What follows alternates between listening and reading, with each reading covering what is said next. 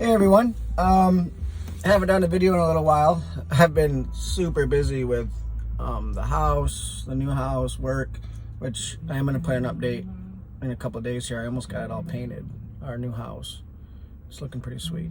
But anyhow, something that's been brewing in my head for a few days is Hebrews 12.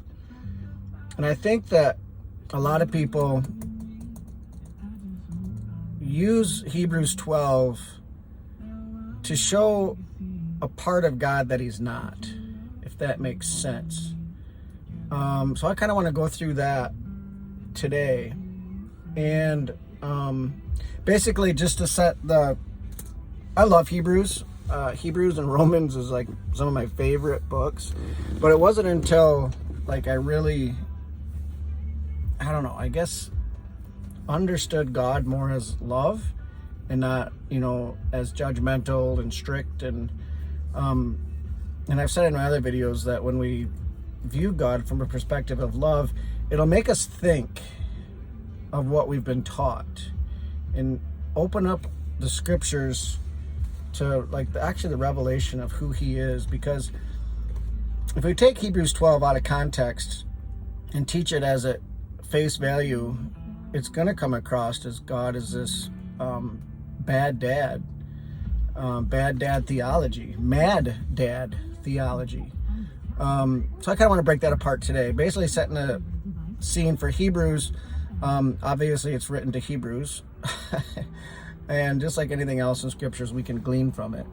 But it's believed to be written to the home churches in Rome. Rome at this time that was like in the 60s. Rome at this time had about 1 million people in it.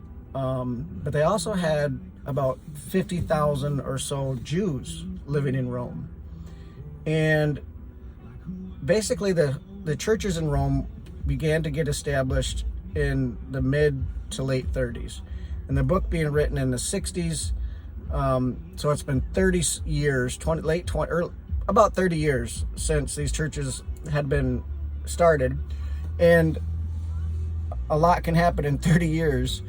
And obviously being written to the Hebrews, the audience in Hebrews, I've said this before in my videos as well, was, those that believed in Jesus, kept the course, kept running the race. Those that knew Jesus, that he was the truth and went back to the law. And obviously those that were still under the law.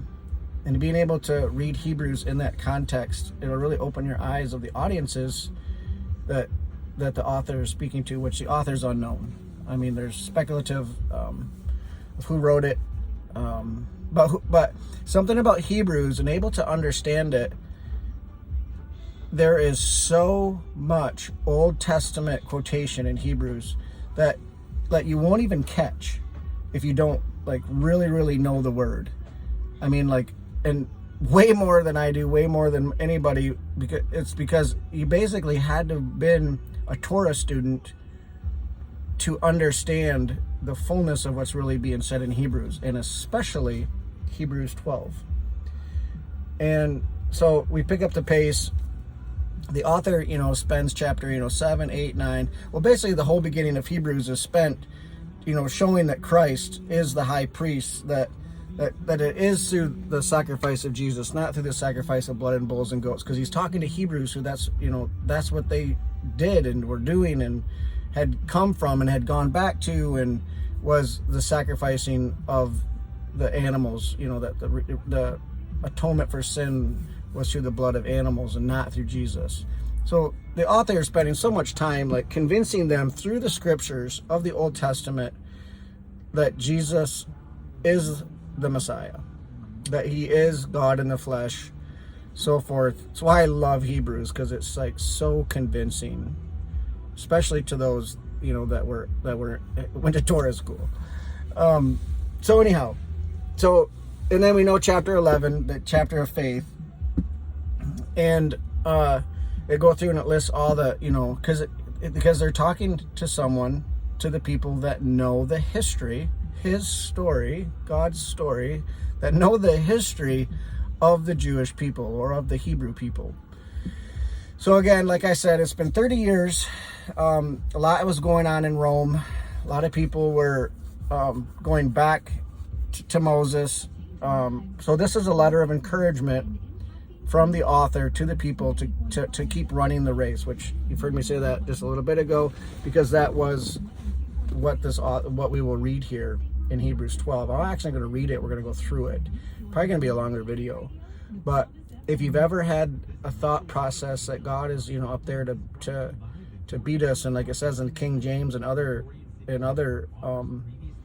translations, that he scourges us. He scourges every son that he receives, and it's just a horrible translation. It's not what it says. It's actually a copy and paste from Proverbs 3 verses 11 and 12, which we'll read that. And I don't know why it got flip-flopped so bad, but it is. And if you know that God is love, love doesn't beat the crap out of you. It just doesn't. In fact, scriptures say that love doesn't seek its own, so love doesn't enforce itself upon you. Love does discipline. Love does reproof. And that's what we want to get into about, like, how does God discipline? And again, this is my understanding from, which the Lord did really give me some cool things this morning. I'm rambling. Let's go. Let's read it.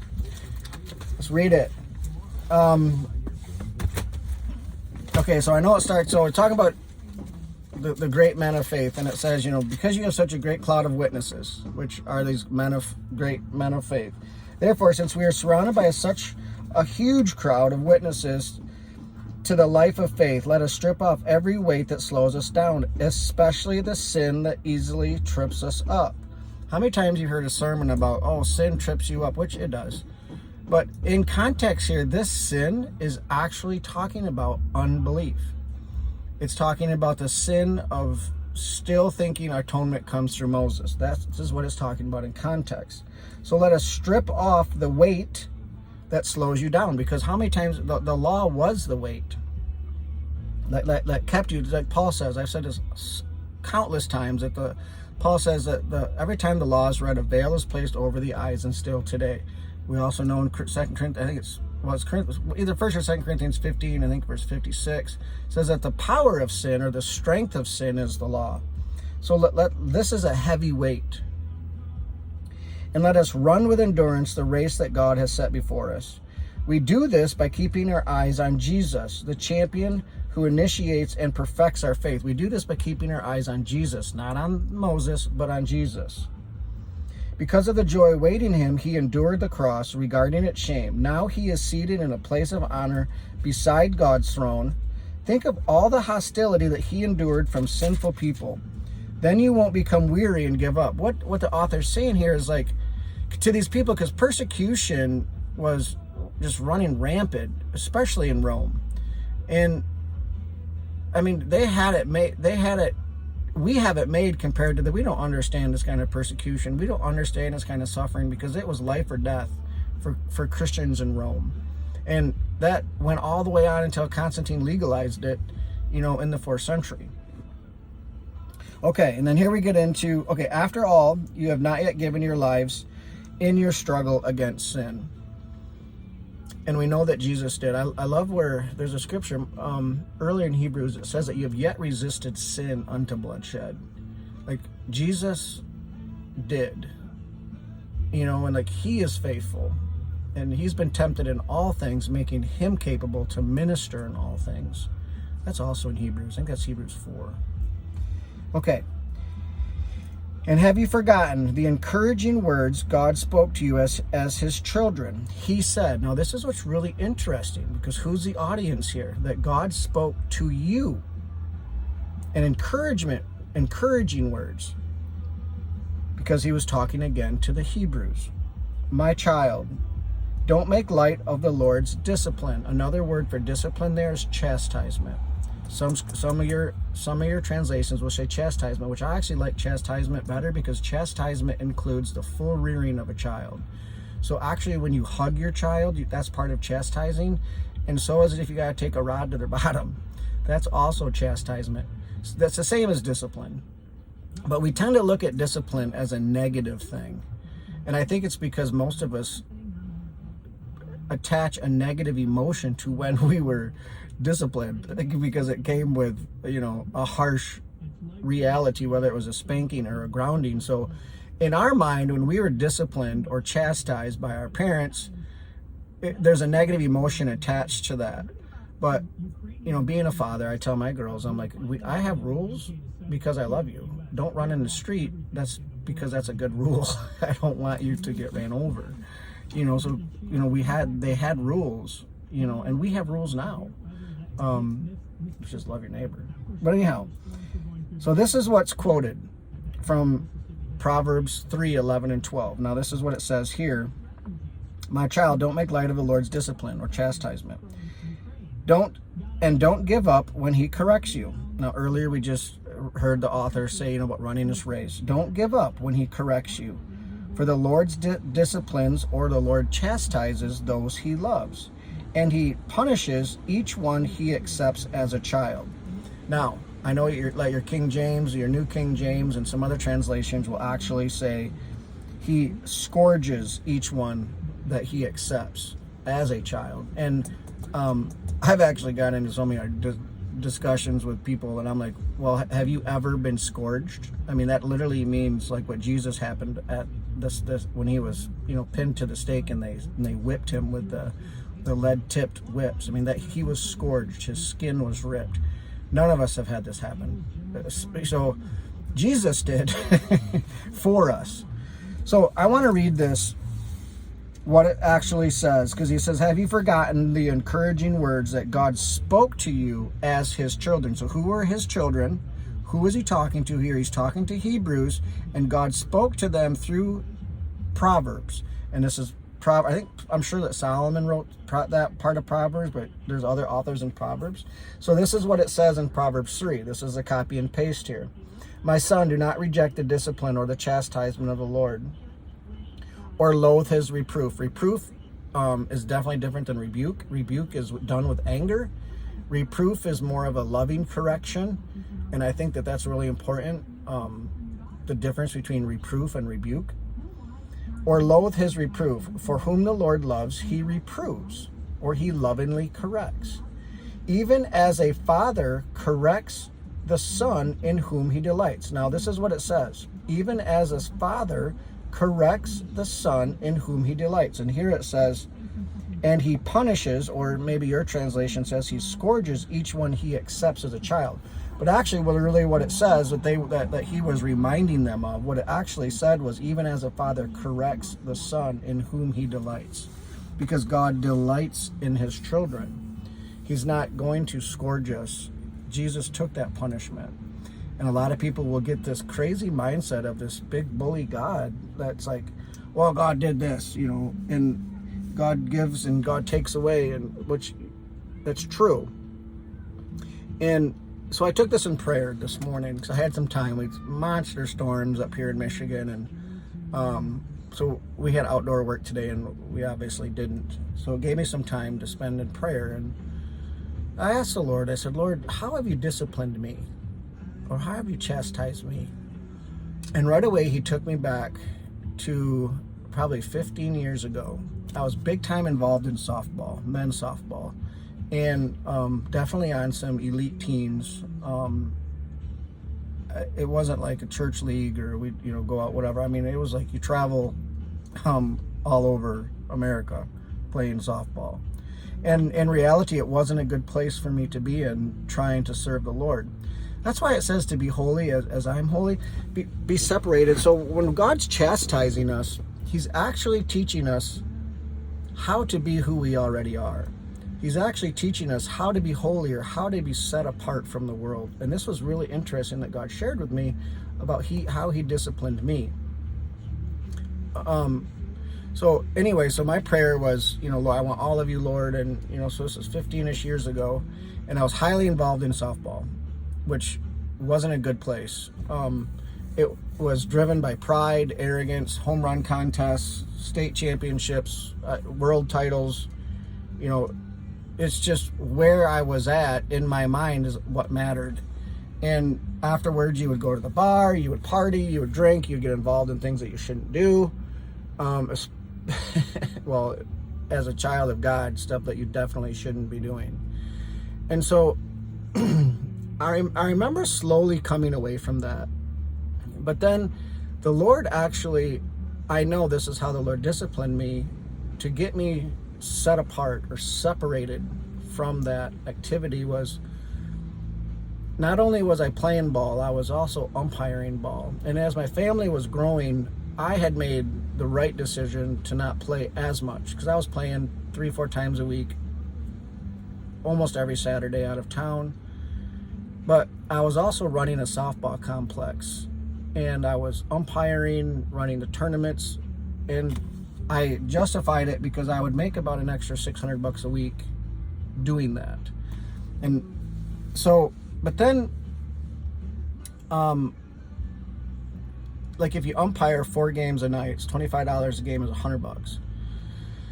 Well, then the director of the complex said, hey, I'm going to cut your time down to only 2 games because I got this other umpire that's driving farther and it's not worth it. So basically, long story short, is I started to get weaned out of my position, and I was really ticked off because I was like, well, this is not right because I helped build this place, and I'm the head umpire, and I did to get this place to where it was, and now they're cutting my money.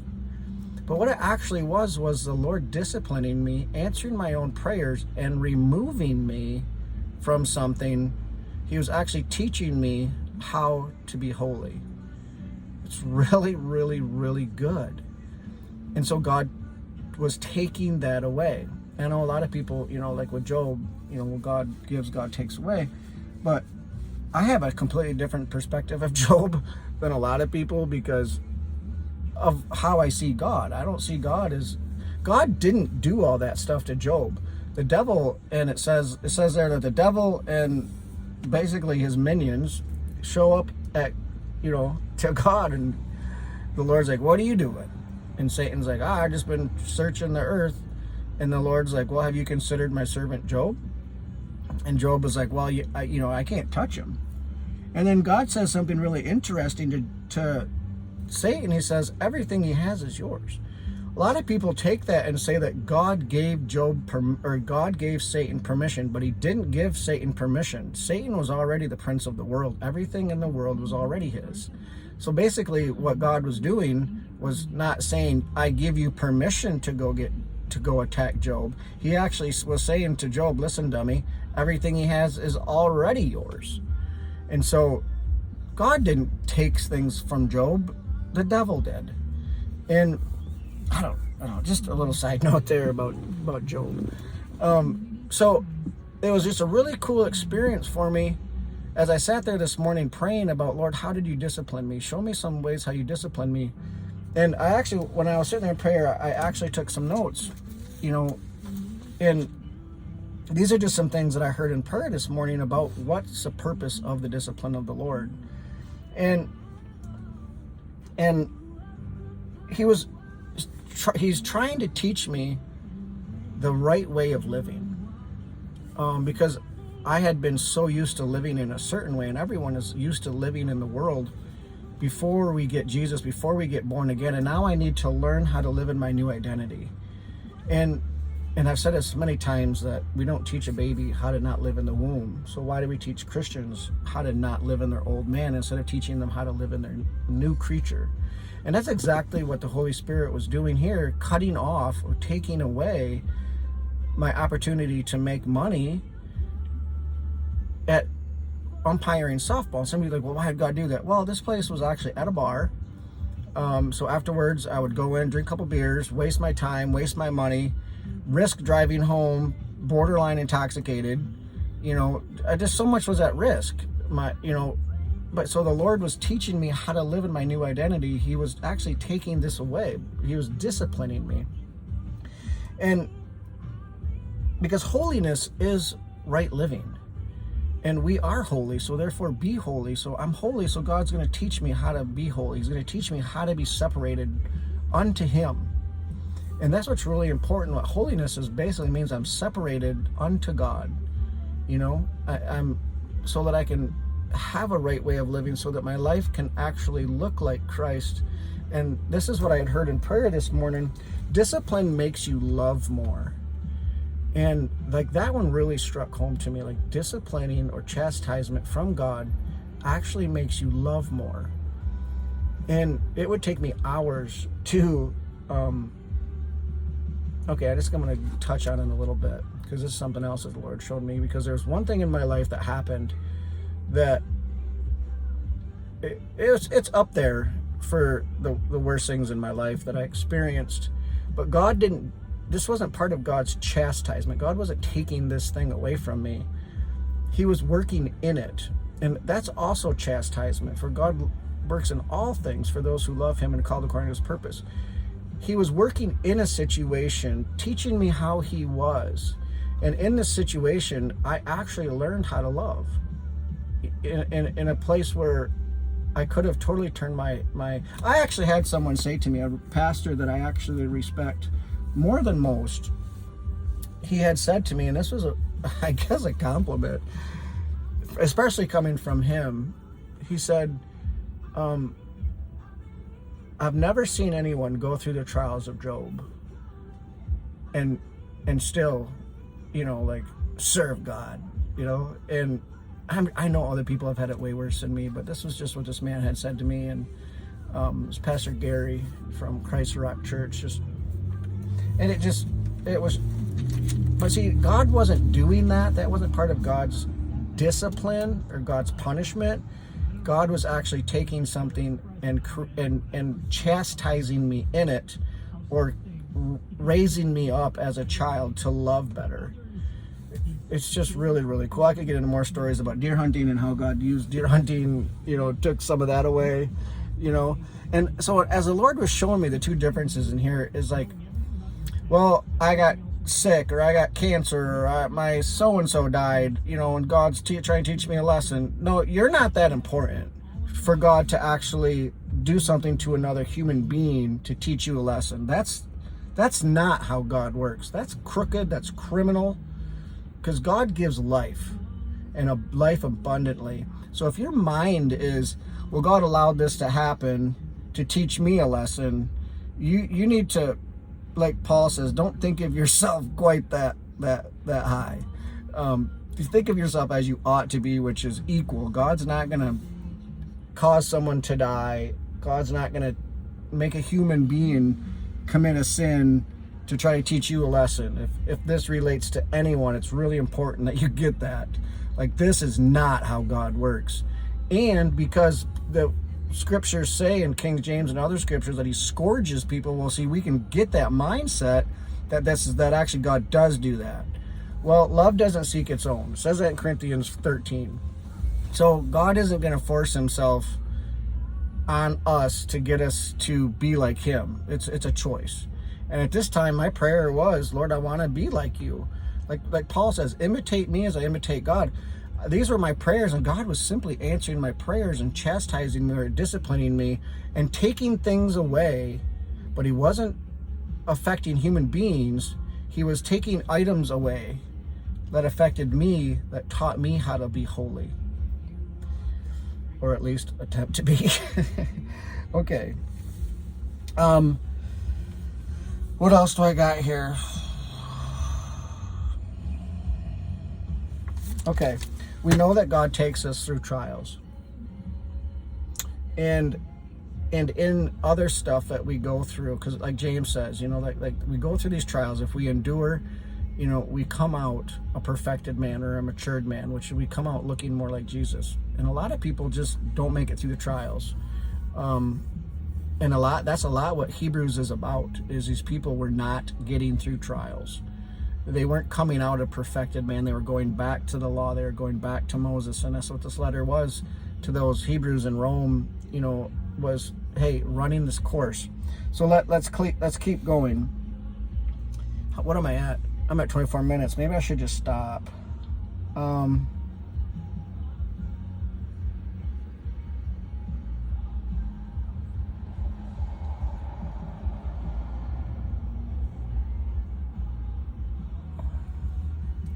Actually, I'm going to read this because this is something that I just said.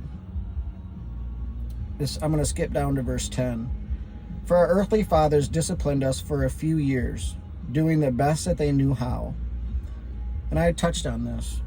But God's discipline is always good for us, so that we might share in his holiness. Oh my gosh. Like, this is the exact same thing that the Lord was telling me this morning. That we can partake in his holiness. This is the point of being disciplined or being chastised. You know, like I said, chastisement is the full rearing of a child. And it says, don't despise it. Don't despise it. You know, don't become discouraged in it. Seek the Lord in it. And just because of the matter of time, I'm already at 25 minutes. I'm going to stop right there. And just remember that the scriptures say that every good thing comes from God. And I think a lot of us can get confused with what's good and what's bad. And because at the time when I was seeing my income cut in half and my pride being hurt, well, you can, you know, we're going to give your time schedule to umpire to somebody else. I looked at that as something bad, but it didn't take me too long to realize that that was actually a good thing, that the Lord was removing me from what was going to harm me, harm my family. And he was just answering my own prayers. God, I got to know you. I want all of you.